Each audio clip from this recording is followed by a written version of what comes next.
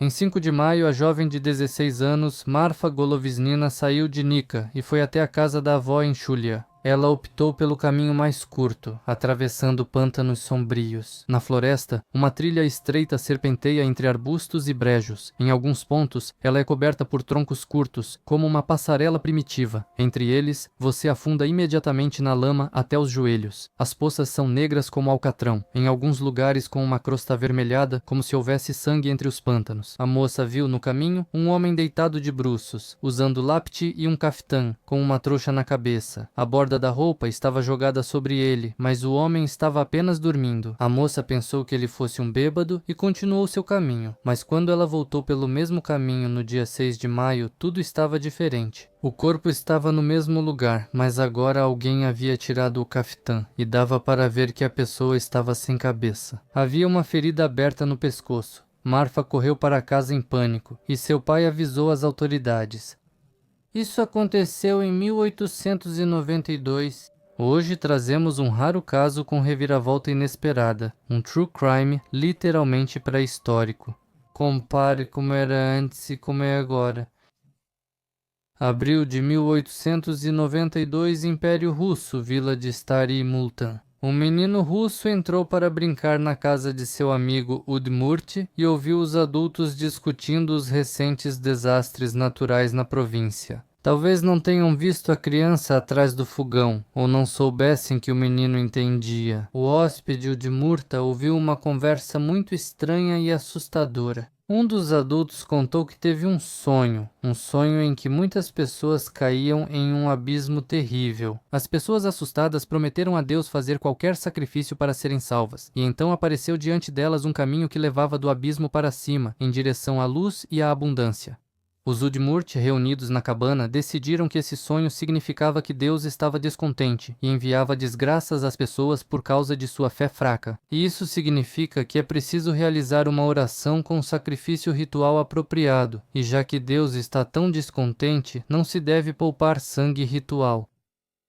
No início da década de 1890, a província de Viatka sofreu uma má colheita e, em seguida, uma epidemia de tifo. A situação era difícil, mas a aldeia de Stary Multan quase não foi afetada. Lá não houve tifo algum e a fome atingiu apenas algumas famílias. Na aldeia viviam principalmente Udmurtas, naquela época eles eram chamados de Váticas. As aldeias vizinhas Anik e Chulia eram principalmente russas. A situação lá era difícil. Pessoas que não passavam fome, em desespero, procuravam culpados e brigavam com os Udmurtas por causa da terra, que milagrosamente escapou da má colheita e da epidemia. E no dia 6 de maio, a jovem Marfa encontrou um corpo sem cabeça. O policial chegou ao corpo em 8 de maio e o oficial apenas em 10 de maio.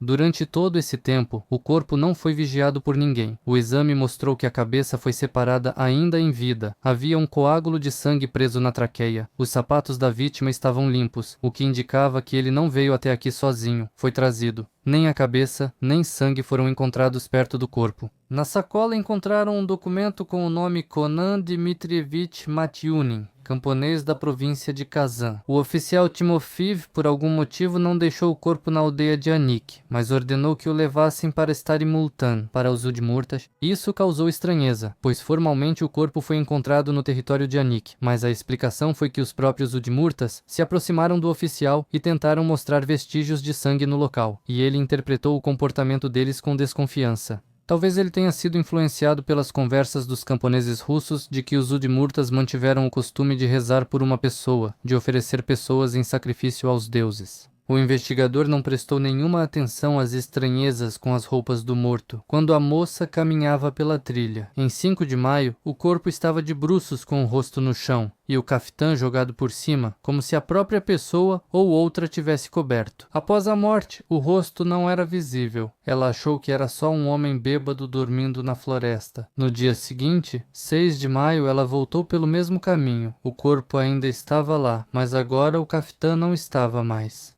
Alguém se aproximou do morto, examinou-o e talvez o tenha tocado ou mexido nos bolsos. O autor disso segue um mistério. Durante esse tempo, a polícia não enviou ninguém para lá. A garota enfim contou aos adultos sobre o homem decapitado na trilha.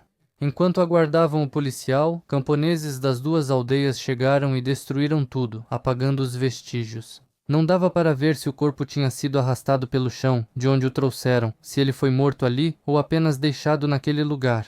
Quando o policial chegou ao local, o corpo ainda estava lá, mas agora a cafetã não estava mais sobre o corpo, e sim cuidadosamente dobrada por ele sobre as alças da trouxa. Alguém, mesmo depois que a menina foi embora e depois que os camponeses pisotearam ao redor, se aproximou novamente do corpo. O que fazia? Virava, escondia algo, porque mexia de novo no morto. Depois, alguns dias depois, chegou o delegado e encontrou novas mudanças. Agora a cafetã estava vestida novamente. E não estava apenas jogado por cima, mas colocado nas mangas, por cima da trouxa. Parecia que alguém vestira o morto como se estivesse vivo. As sandálias estavam mal amarradas, como se calçassem pés frios e moles. Naquele tempo não havia odmurtos na região e nenhum morador admitiu ter se aproximado.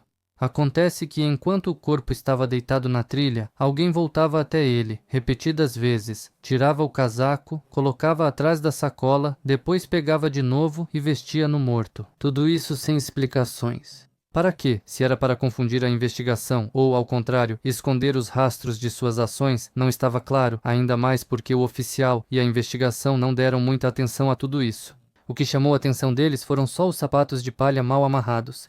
E o fato de que alguém trocou as roupas do corpo, o moveu, voltou a ele várias vezes, acabou ficando de lado, embora justamente aí pudessem estar as chaves para o mistério. No fim, o corpo foi levado para Velho Multan, onde moradores cavaram um buraco, colocaram gelo e neve, deitaram o falecido em uma esteira, cobriram com terra e deixaram uma guarda no local. Esse era o tipo de geladeira do necrotério na época.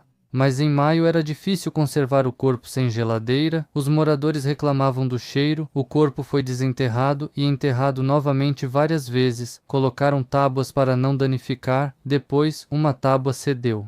O corpo de Conan Matunin ficou em uma cova com gelo por quase um mês. Devido à epidemia, todos os médicos estavam ocupados e não havia ninguém para a perícia. Quando o médico chegou à aldeia e fez a autópsia, todos se chocaram. A cabeça foi separada com o coração ainda batendo e um coágulo ficou preso na garganta como uma rolha. Mas isso não foi tudo. O tórax também foi cortado profundamente, com força, e ficou claro imediatamente que o caso era muito mais assustador do que apenas uma decapitação. O tórax foi partido com um machado ou algo parecido. Com um único golpe isso não ocorreria. Acertaram as costelas, clavícula e músculos das costas. Os vestígios da ferramenta eram firmes e precisos, como se soubesse onde golpear, mas o mais assustador era estar vazio por dentro, sem coração ou pulmões. E não foi só danificado, foi retirado com cuidado, com habilidade, como se alguém tivesse aberto cuidadosamente as bordas do ferimento, tirado tudo o que precisava e fechado de novo, até a camisa estava no lugar. Se o corpo já estivesse rígido naquele momento, as bordas não teriam se fechado de novo.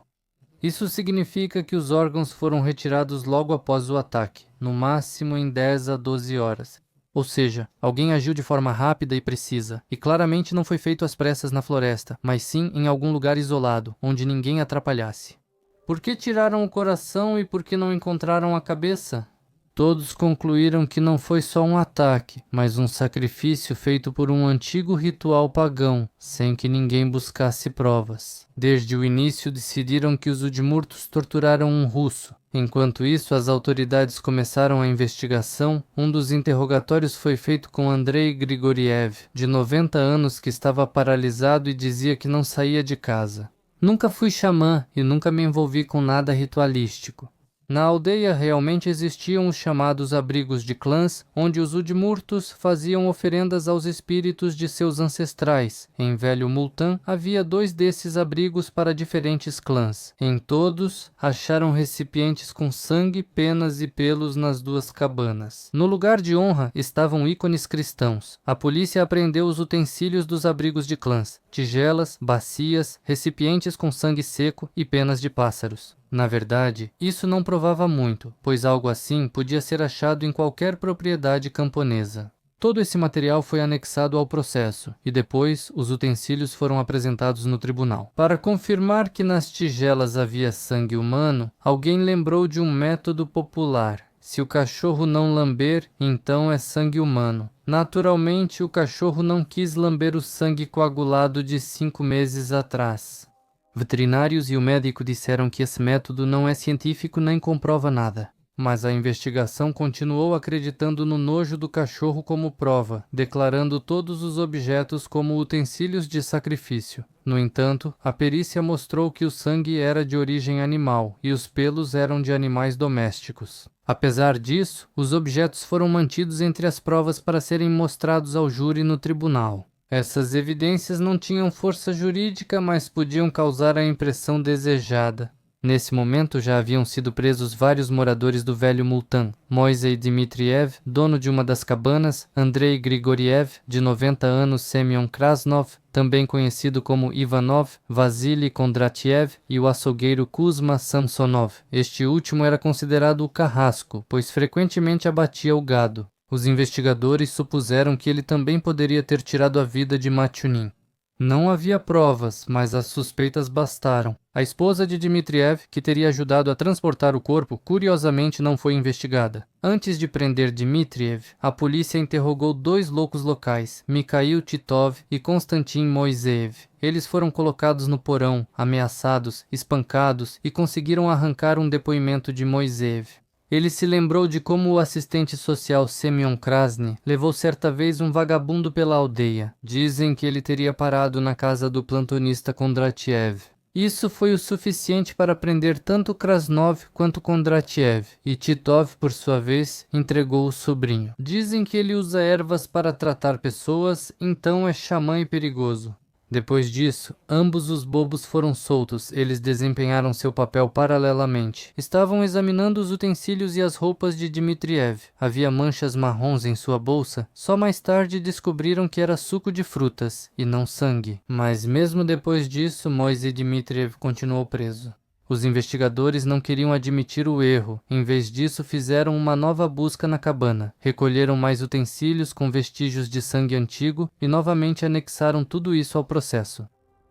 O tempo passava, mas não havia provas. Então a polícia decidiu recorrer a informantes. Colocaram alguns udmurtas locais junto aos detentos para ouvirem uma confissão, mas eles não descobriram nada de novo. Ainda assim, a polícia, chamada assim mesmo na Rússia Imperial, insistia: há um caso, um crime, acusados, e aqui estão eles. Enquanto isso, trocaram o policial distrital da vila. O novo Uriadnik era assustador, comportava-se de forma diferente, não fazia movimentos bruscos, agia de maneira amigável, mas essa cordialidade era apenas superficial. Uma vez, ele pediu 10 rublos emprestados ao rico camponês Vassily Kuznetsov. Uma pessoa respeitada pede pouco para o uniforme. Como recusar? Alguns dias depois, o policial procurou Vassily novamente e pediu mais 15 rublos emprestados. O camponês se surpreendeu, mas você ainda não devolveu os 10 rublos, e imediatamente começou a parecer suspeito. O policial ofendido lembrou que Kuznetsov estava de plantão na guarda noturna em 4 de maio, o que automaticamente o tornava uma testemunha ou participante em potencial.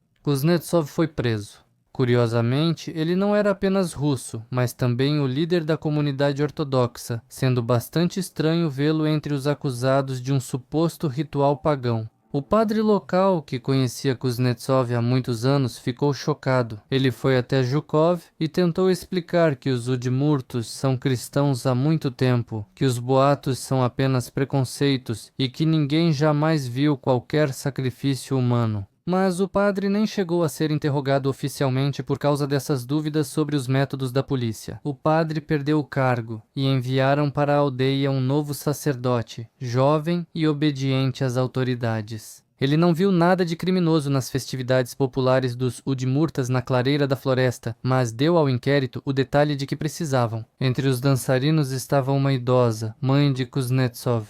Isso foi suficiente para acusar o filho de falta de sinceridade na fé. A investigação construiu sua versão dos fatos, afirmando que foi assim que ocorreu. Na noite de 4 para 5 de maio de 1892, Vassily Kuznetsov encontrou o mendigo Konan Matyunin nos arredores da aldeia. Ele o levou à aldeia, onde outros suspeitos alimentaram o homem, deram-lhe vodka e o deixaram pernoitar. Avisaram Moisés Dmitriev que um vagabundo adequado para o ritual havia chegado à aldeia, e ele organizou o sacrifício. Então, outra pessoa entrou no caso, Mikhail Kobilin, que morava em Stary Moltan, e rapidamente se entendeu com o novo policial Zhukov. Logo, ele começou a contar histórias assustadoras.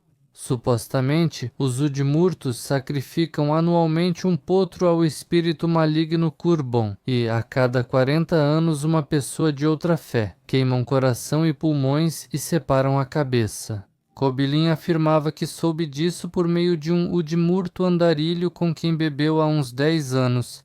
Ele não lembrava nem o nome nem de onde era essa pessoa. Mikhail Kobilin foi feito a principal testemunha de acusação. Só depois ficou claro que ele tinha um conflito pessoal com os moradores de Velho Moltan. Um ano antes do incidente, ele foi pego roubando grãos. Kobilin secretamente ficou com parte dos estoques comuns. E quando os Udmurtos reclamaram às autoridades, ele foi obrigado a devolver tudo e abafar o caso como se fosse um erro. Mas a relação com os vizinhos se arruinou para sempre. Os investigadores, no entanto, decidiram ignorar esse conflito. Além disso, eles começaram a entrevistar ativamente as aldeias vizinhas para reconstruir o caminho de Matyunin. Descobriu-se que ele deixou sua aldeia natal em 20 de abril e percorreu mais de 100 quilômetros a pé. No dia 3 de maio, ele passou a noite na aldeia de Kuznirka, na casa de Timofei Sannikov, onde mostrou seu passaporte e contou que sofria de epilepsia. Na noite de 4 para 5 de maio, ele provavelmente também ficou na casa dos Sannikov, desta vez na casa do filho, Nikolai. Foi aí que surgiram as contradições. O Sannikov mais velho lembrou de um grande remendo azul no casaco de Matyunin, mas o mais novo não se lembrava. O investigador Raevski, agarrando-se a essa divergência, apresentou uma versão. Então havia dois mendigos diferentes. Um era Matyunin, o outro era desconhecido. Os moradores de Stary Moltan deram depoimentos divergentes. Alguns viram um mendigo com remendo azul, outros um bêbado e outros alguém com cigarro de palha. Tudo isso poderia se encaixar na descrição de Matyunin, mas também poderia não se encaixar. O fato é que nenhum dos testemunhos conseguiu identificá-lo com certeza. Tudo se baseava em suposições e coincidências. Conan Matyunin não era apenas um vagabundo, ele sofria de epilepsia, e naquela época isso era considerado uma sentença. Ele não podia trabalhar no campo ou na forja, pois as crises podiam acontecer a qualquer momento. Por isso, na primavera e no verão, ele deixava sua terra natal para vagar e pedir esmolas, como milhares de outros desamparados e doentes, consigo mesmo. Ele tinha um atestado confirmando o diagnóstico, feito no hospital distrital. Para ele, isso era como uma carteira de deficiente, para que os moradores da vila, ao verem um homem forte e aparentemente saudável, não desviassem o olhar com desconfiança e também porque com o atestado davam um pouco de ajuda. Ele se parecia demais com aqueles que fingem e não com quem realmente sofre. Os médicos ofereceram uma cirurgia em Kazan, pois na época acreditavam que a epilepsia podia ser curada com trepanação do crânio. Matyunin recusou, teve medo, preferiu viver com as crises do que com um buraco na cabeça. Ele era muito cauteloso, não bebia, não fumava. Depois de beber ou fumar, ele tinha crises fortes. Ele sabia disso e se cuidava. Mas quando começaram a coletar depoimentos em Velho Moltan, esses fatos foram ignorados. Isso é possível? Um vagabundo que não bebe? Testemunhas relataram que na noite de 4 de maio viram um mendigo bêbado na vila, sujo, com olhar turvo, cigarro de palha e mal conseguindo ficar de pé. Disseram que era o mesmo que depois foi achado morto na floresta. Mas Conan não fumava nem bebia, ele teria tido uma convulsão, era outra pessoa. Mesmo assim, a investigação decidiu que foi justamente Conan Matyunin quem chegou a Moltan em 4 de maio. Isso foi o suficiente para compartilhar e continuar insistindo na versão de um assassinato ritualístico, embora fosse muito mais lógico admitir que a pessoa simplesmente não chegou à aldeia e perdeu a vida no caminho, por exemplo, por um assaltante aleatório. Além disso, se naquela noite realmente havia 2 viajantes parecidos na região, identificar o segundo não seria difícil. A província estava em quarentena, todas as estradas eram vigiadas, os documentos eram verificados, mas ninguém estava disposto a procurar o segundo. Em vez disso, a investigação ignorava deliberadamente todos os fatos que não se encaixavam no quadro construído. Todos os esforços estavam voltados para fortalecer a já frágil versão ritualística. As pessoas eram acusadas não com base em fatos, mas sim em suposições, conjecturas e boatos, enquanto os próprios acusados passavam meses na prisão sem saber exatamente do que estavam sendo acusados e por quê. No outono de 1892, a situação do caso tomou um rumo francamente absurdo. A investigação já havia acumulado 11 presos, mas não havia provas diretas contra nenhum deles. A fase final iniciou em outubro. Chegou a Viatka, o investigador de casos especialmente importantes, Elizarov. Ele estava convencido de que não estava apenas investigando um ataque a um mendigo, mas sim um crime ligado a resquícios do paganismo.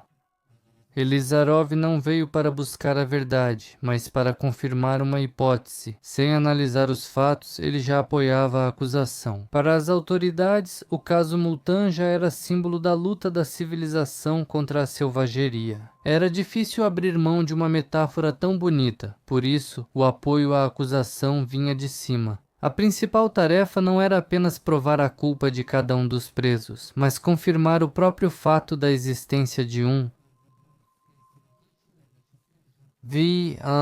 A questão não era tanto tirar a vida de Mationin, mas sim o contexto político e cultural. Provar que no centro da Rússia, no império que se orgulhava de sua administração esclarecida, ainda viviam pessoas que realizavam rituais pagãos. Por esse motivo, a acusação fazia de tudo para mostrar os Udmurtos como exóticos e atrasados, apresentando provas sem valor jurídico. Reuniam essas provas para causar repulsa e medo nos jurados.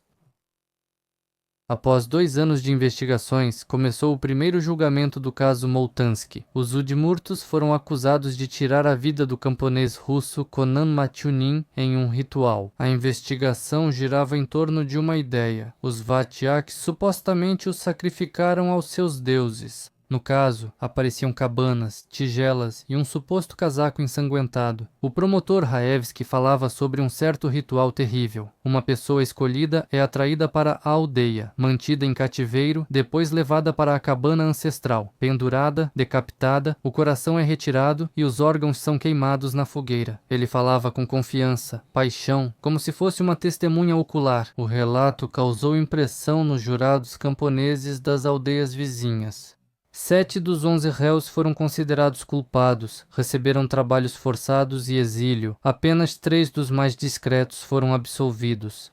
A acusação venceu à primeira vista, mas todo o caso estava desmoronando desde o início. A versão da investigação não se baseava em fatos, mas em boatos. Nenhuma testemunha viu o ataque. Todas as provas eram indiretas. A única coisa que de alguma forma ligava os presos ao caso era uma velha louça de vila, na qual, segundo decidiram os policiais, havia sido guardado sangue humano, embora a perícia tenha mostrado que o sangue poderia ser de ave ou, em alguns casos, simplesmente suco de frutas vermelhas. Os defensores insistiram. Driagin recorreu ao Senado, que reconheceu irregularidades no caso após uma queixa convincente. As acusações se basearam em suposições e foram enviadas para revisão em outro tribunal, em outra cidade. Começou o segundo julgamento, agora em Elabuga, as mesmas pessoas, as mesmas acusações, novamente histórias sobre xamãs, o deus maligno Kurbone, que exige corações humanos, novamente as provas, tigelas com manchas secas e uma testemunha que ouviu algo há 10 anos de um andarilho bêbado. Novamente a sentença, novamente 7 pessoas foram consideradas culpadas, novamente trabalhos forçados, mas a defesa não desistiu. A terceira audiência ocorreu em maio de 1896. Foi então que tudo começou a mudar. Os advogados Driagin e Korobchevsky trouxeram para o tribunal não lendas rituais, mas fatos concretos. Um dos peritos, o etnógrafo Vereshchagin, afirmou claramente: entre os Udmurtos nunca houve tradição de sacrifício humano, nem mesmo nos rituais mais antigos. Não há casos desse tipo descritos. O advogado Korobchevsky foi pessoalmente a Multan e encontrou aquela mesma cabana. Ele mostrou que a construção era muito baixa. Nem mesmo um homem adulto conseguiria entrar lá, quanto mais arrastar outra pessoa para dentro, balançar um machado, queimar órgãos e realizar um ritual. E ninguém no tribunal conseguiu explicar como os corpos poderiam ter sido colocados naquela cabana. Tudo parecia forçado. O local onde o corpo foi encontrado ninguém examinou direito. Os pedaços de madeira com sangue que os camponeses mostraram ao oficial, ele jogou irritado no pântano, assim como os troncos no caminho que pareciam estar encharcados de sangue. Ninguém verificou. Tudo o que não se encaixava na versão já pronta simplesmente era descartado. O oficial Timofeev, aquele mesmo que conduziu o caso primeiro, acabou ficando em uma situação embaraçosa. Aconteceu que ele mesmo esteve dentro da cabana, viu o local, mas não mencionou isso nos documentos oficiais. Ele nunca explicou o motivo, talvez não achasse necessário, ou talvez não quisesse destruir uma bela lenda. Os depoimentos eram confusos, as confissões obtidas sob pressão e as evidências sem sentido. No final das contas, ficou claro que ninguém foi pego em flagrante. Todo o caso foi construído em cima de fantasias e boatos. E em 4 de junho de 1896, o tribunal anunciou o veredicto de absolvição. Todas as acusações, tanto de assassinato quanto de ritual, foram consideradas infundadas e os acusados foram libertados. Foi uma sensação. A imprensa explodiu. Jornalistas, escritores, advogados, dezenas de pessoas acompanharam o processo e não escondiam sua opinião. Viktor Korolenko, escritor e publicista, tornou-se praticamente a voz da defesa com seus artigos. Denunciavam o absurdo da acusação. O advogado Konin chamava esse caso de uma vergonha para a investigação. Assim terminou uma perseguição de 3 anos, na qual pessoas quase foram para trabalhos forçados por uma morte que talvez nem tenha ocorrido. E se aconteceu, com certeza não foi na cabana e certamente não foi por causa de um deus maligno. Tudo acabou não sendo um ritual, mas sim ódio humano comum e uma caça àqueles que eram diferentes da maioria. Quando toda essa história de sacrifício começou, a investigação rapidamente decidiu que a culpa era de algo terrível e bárbaro. Eles foram acusados de feitiçaria, de adorar algum deus maligno chamado Kurbon, ao qual supostamente precisavam oferecer corações humanos. Essa ideia parecia convincente só no papel, mas quem realmente conhecia os Udmurtis entendia imediatamente que isso era besteira. Na verdade, a maioria dos moradores de Velho Multan já era batizada há muito tempo. Havia uma igreja ortodoxa na aldeia, com cultos, batismo de crianças, confissões e o cristianismo ortodoxo presente no cotidiano. Como em qualquer vila russa, até mesmo o chefe da igreja local era um dos mesmos Udmurtas que foram acusados do crime. O padre que servia em Multan antes das prisões afirmava que nunca houve nenhum tipo de ritual violento na aldeia. Se algo assim tivesse acontecido, ele saberia. Camponeses o procuravam para confessar e dividir suas dificuldades. Não havia sinal de que alguém, em algum lugar, matava pessoas em homenagem aos deuses pagãos. Sim, os Udmurtos realmente mantinham alguns costumes antigos. Eles, por exemplo, se reuniam em cabanas familiares, pequenas construções de madeira, onde às vezes acendiam velas ou sacrificavam aves. Nas festas, era costume preparar carne, que era oferecida aos moradores e à aldeia, e uma parte era doada à igreja. Eram essas festas, com a preparação de pratos de aves e carne bovina, que eram chamadas de sacrifícios, e isso não era segredo. Nesses abrigos não acontecia nada que fugisse ao supersticioso costume da aldeia. Alguém lembrava dos antepassados, pedia saúde, deixava pão, derramava leite ou sussurrava algo em sua língua. Mas isso é do mesmo tipo que o costume russo de colocar um doce no túmulo. Nem sangue, nem sacrifícios, só memória. O advogado Korobchevsky e o escritor Korolenko ambos disseram: não havia nada de terrível naquelas cabanas. Mesmo durante buscas minuciosas, a polícia não encontrou nem facas, nem instrumentos para rituais. Nada assustador, apenas utensílios velhos com manchas de frango ou de frutas silvestres. Mas a investigação preferiu acreditar na selvageria do paganismo, sem querer ouvir isso.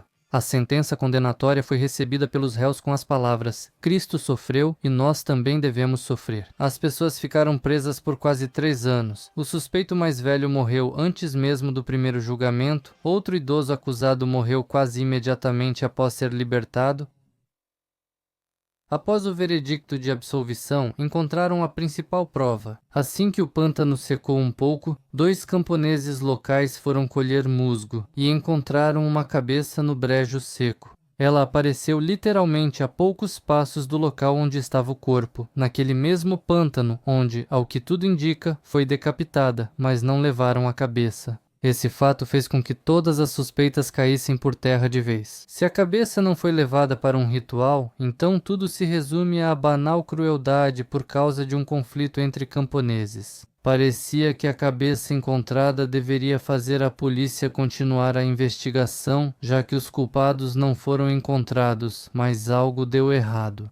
Prestav Timofeev afirmou que, apesar da descoberta, não havia fundamentos ou motivos e o caso foi abafado. Enquanto isso, formou-se o quadro do crime. Todas as evidências apontavam para os verdadeiros culpados, 2 camponeses russos de uma aldeia vizinha, que pediram para se mudar para as terras dos Udmurtos, que eram melhores, mas tiveram o pedido negado e guardaram rancor. Eles esperavam que, após um grande escândalo, os Udmurtos dos campos férteis fossem enviados para trabalhos forçados, e então suas terras poderiam ser tomadas pelos camponeses das aldeias vizinhas. O professor de medicina legal Feodósio Patenko logo confirmou que a morte não foi ritual, mas sim uma imitação de ritual por vingança pela recusa em aceitá-los na comunidade e dar-lhes um pedaço de terra. Só que os nomes dos verdadeiros culpados, Timofei Vasyukin e Yakov Koneshin, só foram descobertos 3 décadas depois, quando um deles confessou durante a confissão. Então, como era a verdadeira história? Machunin foi tirado da vida não por sacrifício, mas por causa de um conflito de terras. O tronco foi jogado do lado de Multan, a cabeça foi jogada no pântano. Isso parecia um enigma para acusar outras pessoas. As vozes da verdade se levantaram tarde demais, quando todo o espetáculo já havia terminado, e mesmo assim a verdade veio à tona. Mais de 3 anos após a perda da vida, quando o pântano afrouxou seu aperto, as pessoas encontraram a cabeça. Sem lendas, rituais, misticismo ou deuses antigos, só a perda da vida por maldade e inveja, e o arrependimento na confissão antes da morte. O tribunal absolveu os camponeses de Velho Multan, mas eles pagaram um preço enorme. Escrevam o que vocês acham sobre esse caso, deixem likes, dislikes e assistam outros vídeos no canal. Eles são lançados mesmo sem que vocês recebam notificações sempre.